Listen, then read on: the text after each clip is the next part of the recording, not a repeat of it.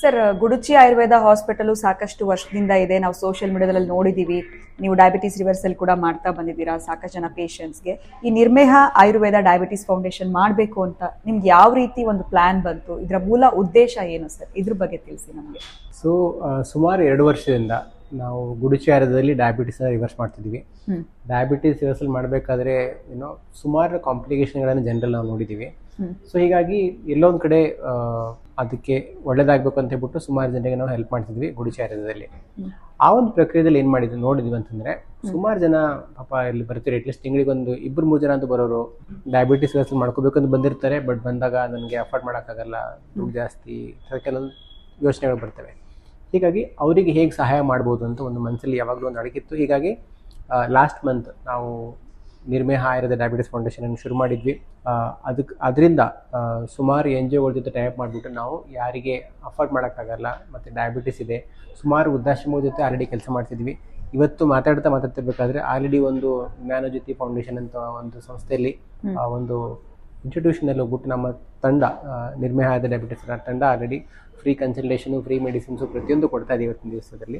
So ಇಲ್ಲಿವರೆಗೆ last 1 ತಿಂಗಳಲ್ಲಿ ನಾವೊಂದು 5 ಡಿಫರೆಂಟ್ NGOಗಳ ಜೊತೆ ವೃದ್ಧಾಶ್ರಮಗಳ ಜೊತೆ ಟೈಪ್ ಆಗಿಬಿಟ್ಟು ಸುಮಾರು ಆಲ್ರೆಡಿ 250ಕ್ಕಿಂತ ಹೆಚ್ಚು ಜನರಿಗೆ ಫ್ರೀ ಮೆಡಿಸಿನ್ಸು, ಫ್ರೀ ಕನ್ಸಲ್ಟೇಷನು, ಕೆಲವೊಂದು ಕಡೆ ಫ್ರೀ ಫುಡ್ಡು ಇದನ್ನೆಲ್ಲ ಕೊಟ್ಟಿದ್ದೀವಿ. ಖಂಡಿತ ಸರ್, ಒಬ್ರಿಗೆ ಫ್ರೀ ಮಾಡ್ಕೊಡೋದೇ ಕಷ್ಟ ಅಂತದ್ರಲ್ಲಿ ನೀವು ಇಷ್ಟೊಂದು ಜನಕ್ಕೆ ಬೆನಿಫಿಟ್ ಮಾಡ್ತಿದ್ದೀರಾ. ನಿಮ್ಮ ಕಾನ್ಸೆಪ್ಟ್ ಆಗಿರ್ಬೋದು, ನಿಮ್ಮ ಐಡಿಯಾ ಬಹಳನೇ ಚೆನ್ನಾಗಿದೆ, ಬಹಳ ಒಳ್ಳೆ ಒಂದು ಕೆಲಸ ಮಾಡ್ತಿದ್ದೀರಾ ಅಂತಾನೆ ಹೇಳ್ಬೋದು. ಈ ಒಂದು ಸಂಸ್ಥೆ ಯಾವ ರೀತಿ ಕಾರ್ಯನಿರ್ವಹಿಸ್ತಾ ಇದೆ ಸರ್? ಸೊ ಯಾಕಂದ್ರೆ ನಾವು ಎಲ್ಲಿ ನೀಡಿದೆ ಅಲ್ಲಿ ಹೋಗ್ಬೇಕಂತ ಒಂದು ಥಾಟ್ ಪ್ರೊಸೆಸ್ ಇಂದ ಶುರು ಮಾಡೋದ್ರಿಂದ ನಾವೇನ್ ಮಾಡ್ತೀವಿ ಅಂತಂದ್ರೆ, ಸುಮಾರು ಪರ್ಟಿಕ್ಯುಲರ್ಲಿ ಫಸ್ಟ್ ಫೋಕಸ್ ಇರೋದು ವೃದ್ಧಾಶ್ರಮಗಳಲ್ಲಿ. ಅವರನ್ನು ನಾವು ರೀಚ್ ಔಟ್ ಮಾಡ್ತೀವಿ.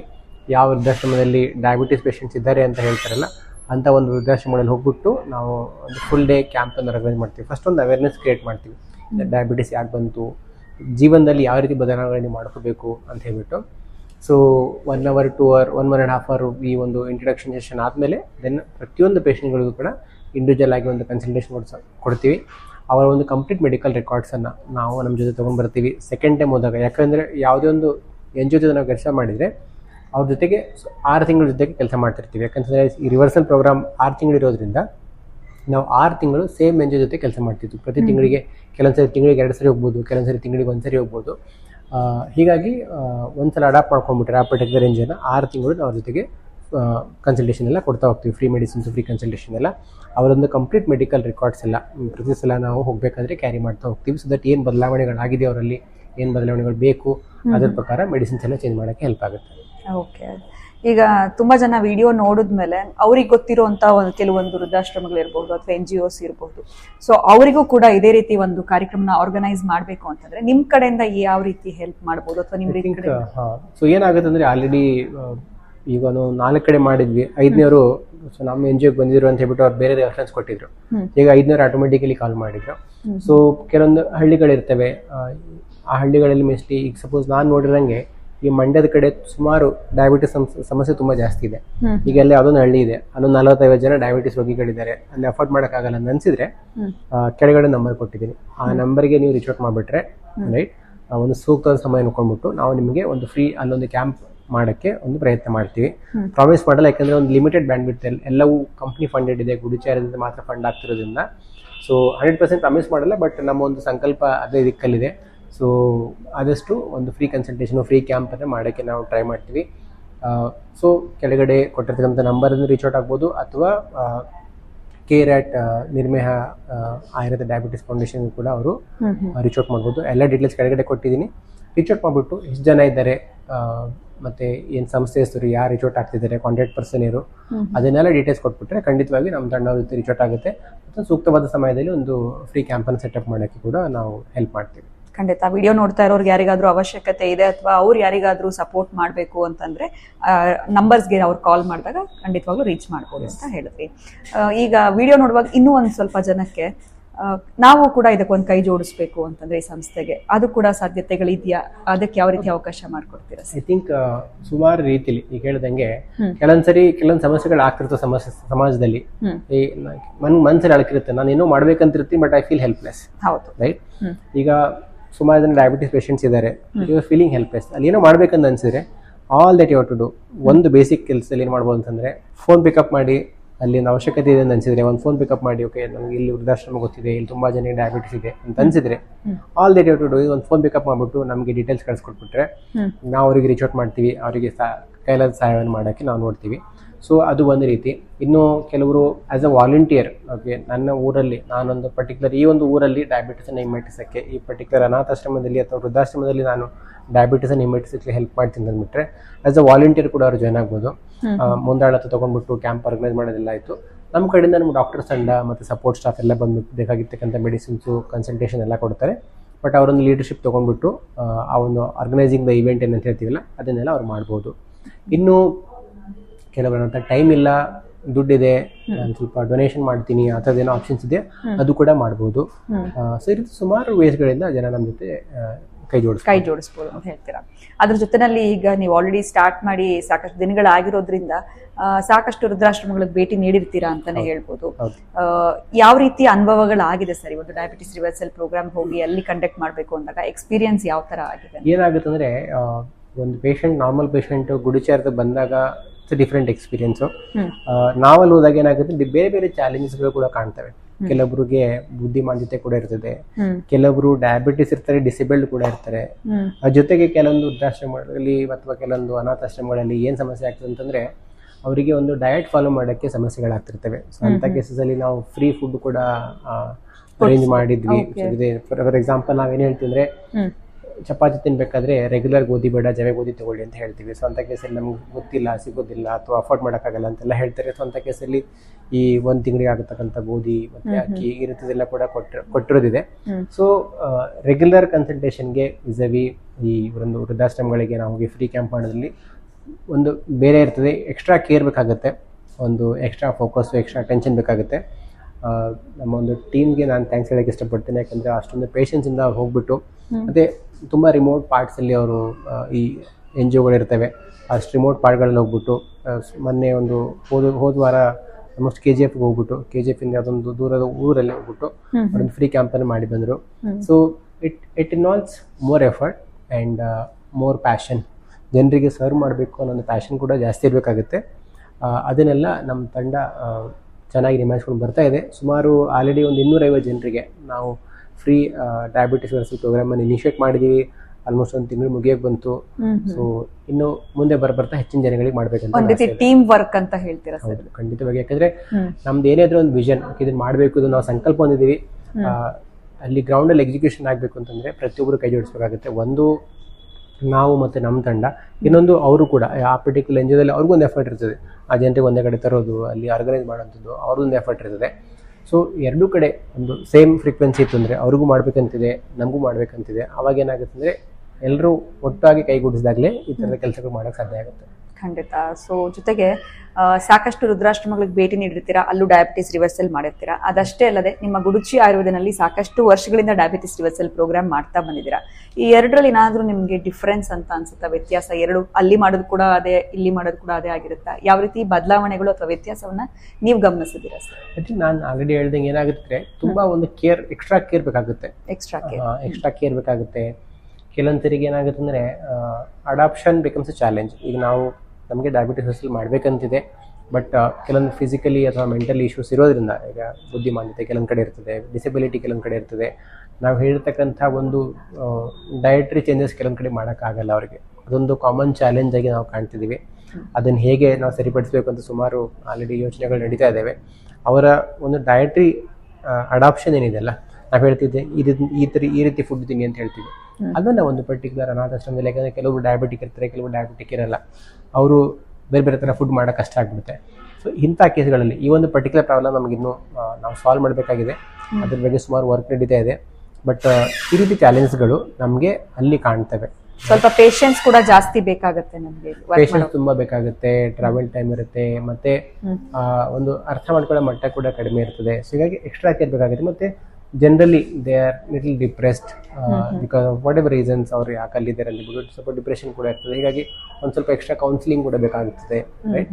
ಸೊ ಈ ಎಲ್ಲ ಒಂದು ಚೇಂಜಸ್ಗಳು ನಮಗೆ NGOದಲ್ಲಿ ವರ್ಕ್ ಮಾಡಿದಾಗ ಗೊತ್ತಾಗುತ್ತೆ. ರೆಗ್ಯುಲರ್ ಆಗಿ ವರ್ಕ್ ಮಾಡಿದಾಗ ಜನರಲಿ ಪೀಪಲ್ ಆರ್ ವರ್ಕಿಂಗ್, ಅವರಿಗೆ ರಿವರ್ಸ್ ಆಗಲೇಬೇಕು ಅಂತ ಒಂದು ಮನಸ್ಥಿತಿಲಿ ಬಂದಿರ್ತಾರೆ. ಮತ್ತೆ ಮನೆಯಲ್ಲಿ ಒಂದು ಸಪೋರ್ಟ್ ಎನ್ವೈರ್ಮೆಂಟ್ ಇರ್ತದೆ. ಬಟ್ ಆ ಒಂದು ಎನ್ವೈರ್ಮೆಂಟ್ ನಿಮಗೆ ಅದು ಎಂಜೋದಲ್ಲಿ ಸಿಗೋದಿಲ್ಲ. ಹಾಗಾಗಿ ಸ್ವಲ್ಪ ಎಕ್ಸ್ಟ್ರಾ ಎಫರ್ಟ್ ಬೇಕಾಗುತ್ತದೆ. ಟೀಮು ಕೂಡ ಅಷ್ಟೇ ಕಂಪ್ಯಾಷನ್ ಅಷ್ಟೇ ಇರಬೇಕು. ನನಗೆ ಜನರಿಗೆ ಸಹಾಯ ಮಾಡಬೇಕು ಅನ್ನೋ ಕಂಪ್ಯಾಷನ್ ಕೂಡ ಅಷ್ಟೇ ಇರಬೇಕಾಗುತ್ತೆ. At the same time patience ಕೂಡ ಅಷ್ಟೇ ಇರಬೇಕಾಗುತ್ತೆ. ಅದೆಲ್ಲವೂ ಸದ್ಯಕ್ಕೆ ನಮ್ಮ ತಂಡ ತುಂಬಾ ಚೆನ್ನಾಗಿ ನಿಭಾಯಿಸ್ಕೊಂಡು ಬರ್ತಾ ಇದೆ. ಸೊ ರಿಸಲ್ಟ್ಸ್ ಕೂಡ ಸೇಮೇ ಬರ್ತಾ ಇದೆ ಅಲ್ವಾ ಸರ್? ಇವಾಗ ಅಲ್ಲಿ ಸ್ವಲ್ಪ ವೇರಿಯೇಷನ್ಸ್ ಆಗಿದೆ ಅಂತ ನನಗೆ ಗೊತ್ತಿದೆ. ಸ್ವಲ್ಪ ಡಿಲೇ ಆಗ್ಬೋದು ಕಂಪೇರ್ ಟು ನಾರ್ಮಲ್ ಕೇಸಸ್ಗಿಂತ ಅಲ್ಲಿ ಸ್ವಲ್ಪ ಡಿಲೇ ಆಗ್ಬೋದು. ಬಿಕಾಸ್ ದಿ ಟ್ರೈಟರಿ ಚೇಂಜಸ್ ಟೈಮ್ ಸಿಗಿಲ್ಲ ಅಂತ ಹೇಳ್ಬಿಟ್ಟು. ಏನ್ ಗೊತ್ತಾ, for me the success is, ಈಗ ಒಬ್ಬ ವ್ಯಕ್ತಿ ಡಯಾಬಿಟಿಸ್ ಇದೆ ಅಂತ ಹೇಳ್ಬಿಟ್ಟು ಅವನಿಗೆ ಯಾವಾಗಲೂ ಮಲ್ಕೊಂಡೇ ಇರ್ತಿದ್ದ, ಆ ವ್ಯಕ್ತಿ ಕೂತ್ಕೊಂಡು ಇವತ್ತು ಫಿಸಿಕಲಿ ಆಕ್ಟಿವ್ ಆಗಿದ್ದಾನಂದ್ರೆ that's a big win for me. 100% reversal ಆಗಿಲ್ಲ, ಎಲ್ಲ ಸಿಂಟಮಿಂದ ಆಚೆ ಬಂದಿದ್ದಾರೆ, ಕಾಂಪ್ಲಿಕೇಶನ್ ಅವಾಯ್ಡ್ ಮಾಡಿದ್ರೆ that it will be big win.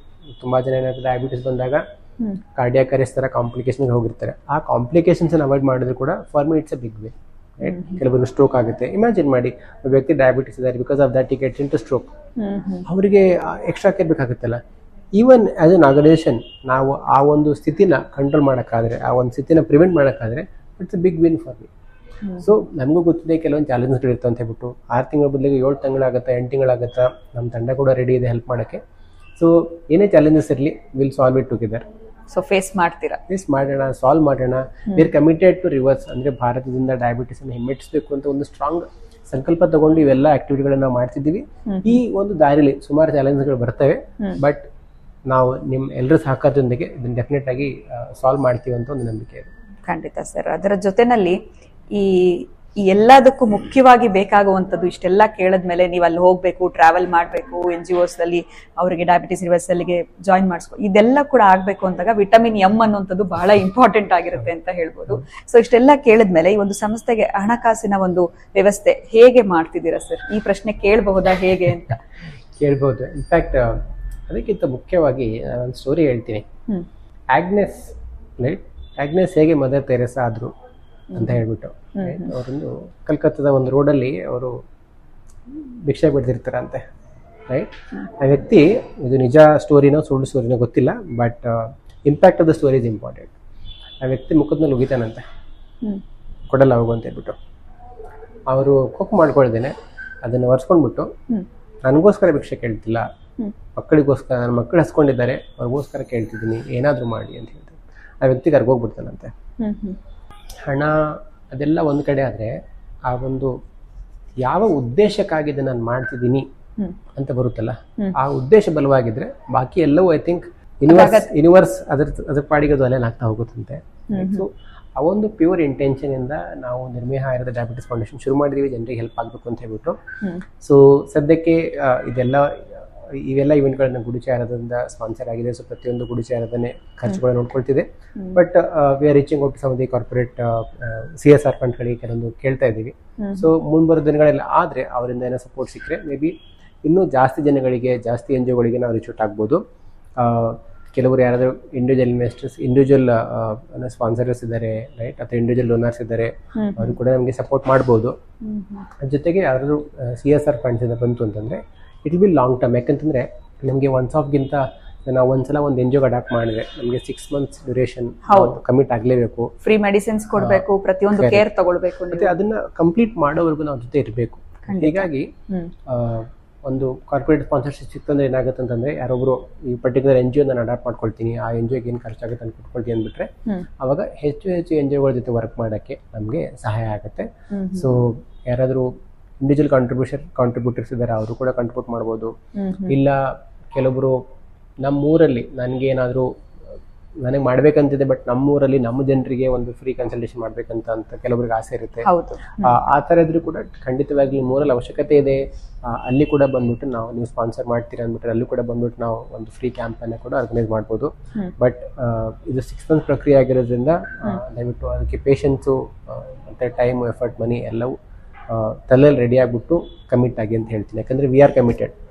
ಒಂದ್ ಕಡೆ ನಾವು ಡಯಾಬಿಟಿಸ್ ಅಲ್ಲಿ ಮಾಡ್ತೀವಿ ಅಂತ ಹೇಳಿದ್ರೆ V are committed, right? So ನೀವು ಕೂಡ ಕಮಿಟ್ ಆಗ್ಬಿಟ್ಟು ಈ ತರ ಒಂದು ಕೆಲಸ ಕೈ ಹಾಕಿ, ಇದೊಂದು ಒಳ್ಳೆಯ ಸಂಕಲ್ಪ, ಒಳ್ಳೆ ಕೆಲಸ. ದಯವಿಟ್ಟು ಪ್ರತಿಯೊಬ್ಬರು ಮುಂದೆ ಬರಬೇಕು, ಇದಕ್ಕೆ ಸಪೋರ್ಟ್ ಮಾಡಬೇಕು ಅಂತ ನಾನು ಕೇಳ್ಕೊಳ್ತೀನಿ. ಖಂಡಿತ ಸರ್, ನಿಜವಾಗ್ಲೂ ಒಂದು ಒಳ್ಳೆ ಕಾಸ್ ಮಾಡ್ತಿದ್ರೆ. ಯಾಕಂದ್ರೆ ಮನೇಲಿ ಯಾರಿಗಾದ್ರೂ ಹುಷಾರಿಲ್ಲ ಅಂದ್ರೆ ಮೆಡಿಸಿನ್ಸ್ ಕೊಡ್ಸೋದೇ ಕಷ್ಟ ಆಗಿರುತ್ತೆ. ಇತ್ತೀಚೆಗೆ ಮನೇಲಿ ಇರೋರೆಲ್ಲರೂ ವರ್ಕ್ ಮಾಡ್ತಿದ್ರು ಕೂಡ ತುಂಬಾ ಮೆಡಿಸಿನ್ಸ್ ಎಲ್ಲವೂ ಕೂಡ ಕಷ್ಟ ಆಗ್ತಿರುತ್ತೆ. ಬಟ್ ನೀವು ಈ ಒಂದು ಕಾಸ್ ಮಾಡ್ತಾ ಇರೋದು, ಅದ್ರ ಜೊತೆಗೆ ನಿರ್ಮೇಹ ಆಯುರ್ವೇದ ಡಯಾಬಿಟಿಸ್ ಫೌಂಡೇಶನ್ ನ ಪ್ರಾರಂಭ ಮಾಡಿರೋದು ಬಹಳ ಖುಷಿಯಾಗಿರುವಂಥ ವಿಚಾರ ಅಂತಾನೆ ಹೇಳ್ಬೋದು. ಇನ್ನು ಕೊನೆಯದಾಗಿ ನಮ್ಮ ವೀಕ್ಷಕರಿಗೆ ಏನೊಂದು ಸಂದೇಶ ತಿಳಿಸ್ತೀರಾ ಸರ್? ಥಿಂಕ್ ಇದು ಒಳ್ಳೆ ಸಂಕಲ್ಪ ಇದೆ. ಪ್ರತಿಯೊಬ್ಬರು ನಿಮ್ಮ ಒಂದು ಕೆಪಾಸಿಟಿಲಿ ಪ್ರತಿಯೊಬ್ಬರು ಕಾಂಟ್ರಿಬ್ಯೂಟ್ ಮಾಡ್ಬೇಕಂತಿಲ್ಲ. ಪ್ರತಿಯೊಬ್ಬರು ಬಂದ್ಬಿಟ್ಟು ಅಲ್ಲಿ ಫ್ರೀ ಸಪೋರ್ಟ್ ನಿಮಗೆ ಏನು ಅನುಕೂಲ, ನಿಮ್ಮಲ್ಲಿ ಏನು ರಿಸೋರ್ಸ್ ಇದೆ. ಕೆಲವೊಬ್ಬರ ಹತ್ರ ಟೈಮ್ ಇರುತ್ತೆ, ಟೈಮ್ ಇದೆಯಾ ಬಂದು ಫ್ರೀ ವಾಲಂಟಿಯರ್ ಸರ್ವಿಸ್ ಕೊಡಿ. ದುಡ್ಡು ಇದೆಯಾ, ದುಡ್ಡು ಕಾಂಟ್ರಿಬ್ಯೂಟ್ ಮಾಡಿ, ಒಂದು 4 ಜನರಿಗೆ ಹೆಲ್ಪ್ ಆಗುತ್ತೆ, ಎಕ್ಸ್ಟ್ರಾ ಜನರಿಗೆ. ಇವೆರಡೂ ಇಲ್ವಾ, ಎಲ್ಲಿ ನೀಡಿದೆ, ಆ ಒಂದು ಎಲ್ಲಿ ಅವಶ್ಯಕತೆ ಇದೆ ಅನ್ಸುತ್ತೆ, ಆ ಅವಶ್ಯಕತೆ ಇರೋ ವ್ಯಕ್ತಿಗಳಿಗೆ ಈ ಒಂದು ಮಾಹಿತಿಯನ್ನು ತಲುಪಿಸಿ. ಅಷ್ಟು ಮಾಡಿದ್ರು ಕೂಡ ನೀವೊಂದು ಒಳ್ಳೆ ಕಾಂಟ್ರಿಬ್ಯೂಷನ್ ಆಲ್ರೆಡಿ ಮಾಡಿದ್ರಿ ಅಂತ ಅರ್ಥ. ಹೀಗಾಗಿ ನಿಮಗೆ ಮಾಡ್ಬೇಕಂತ ಮನಸ್ಸಲ್ಲಿದೆ ಅಂತಂದರೆ there are hundreds of ways, right? ಕೆಲವೊಂದ್ಸರಿ ನನಗೆ ಮಾಡ್ಬೇಕಂತಿದೆ, ಹೇಗೆ ಕಾಂಟ್ರಿಬ್ಯೂಟ್ ಮಾಡೋಕ್ಕಂತ ಗೊತ್ತಿಲ್ಲ, ಅದು ಕೂಡ ಕೆಲವೊಬ್ರು ಇರ್ತಾರೆ. ಆ ಥರ ಇದೆ ಅಂದರೆ ಕೆಳಗಡೆ ನಂಬರ್ ಕೊಟ್ಟಿದ್ದೀನಿ, ನಿಮಗೆ ಯಾವ ಒಂದು ಸಿಚುವೇಶನಲ್ಲಿ ನಿಮಗೆ ಹೆಲ್ಪ್ ಮಾಡ್ಬೋದು ಅಂತ ಹೇಳ್ಬಿಟ್ಟು ನಾವು ನಿಮ್ಮ ಜೊತೆ ಮಾತಾಡ್ತೀವಿ. ಸೊ ಖಂಡಿತವಾಗ್ಲೂ ಕಾಂಟ್ರಿಬ್ಯೂಟ್ ಮಾಡಿ, ಟುಗೆದರ್ ನಾವು ಡಯಾಬಿಟಿಸನ್ನು ಭಾರತದಿಂದ ಹಿಮ್ಮೆಟ್ಟಿಸೋಣ ಅಂತ ಹೇಳ್ಬಿಟ್ಟು ನಮ್ಮದೊಂದು ಸಂಕಲ್ಪ ಇದೆ. ಆ ಸಂಕಲ್ಪಕ್ಕೆ ದಯವಿಟ್ಟು ಪ್ರತಿಯೊಬ್ಬರು ಸಹಾಯ ಮಾಡಿ ಅಂತ ಹೇಳಕ್ಕೆ ಇಷ್ಟಪಡ್ತೀನಿ. ಖಂಡಿತ ಸರ್, ಇಂಥ ಒಂದು ಒಳ್ಳೆ ಕೆಲಸ ಮಾಡ್ತಾ ಇದ್ದೀರಾ. ನಿರ್ಮೇಹ ಆಯುರ್ವೇದ ಡಯಾಬಿಟೀಸ್ ಫೌಂಡೇಶನ್ ಬಗ್ಗೆ ನಮ್ಗೆ ಇಷ್ಟೆಲ್ಲ ಮಾಹಿತಿ ತಿಳಿಸ್ಕೊಟ್ರಿ. ಇನ್ನೂ ಯಾರಾದರೂ ಕೈ ಜೋಡ್ಸಕ್ಕೆ ಇಷ್ಟಪಟ್ಟಿದ್ರೆ ಅವ್ರಿಗೂ ಕೂಡ ಅವಕಾಶ ಮಾಡಿಕೊಟ್ಟಿದ್ದೀರಾ. ಇಷ್ಟೆಲ್ಲ ಇನ್ಫಾರ್ಮೇಶನ್ ಕೊಟ್ಟಿದ್ದಕ್ಕೆ thank you so much sir. ನಮಸ್ಕಾರ. Thank you.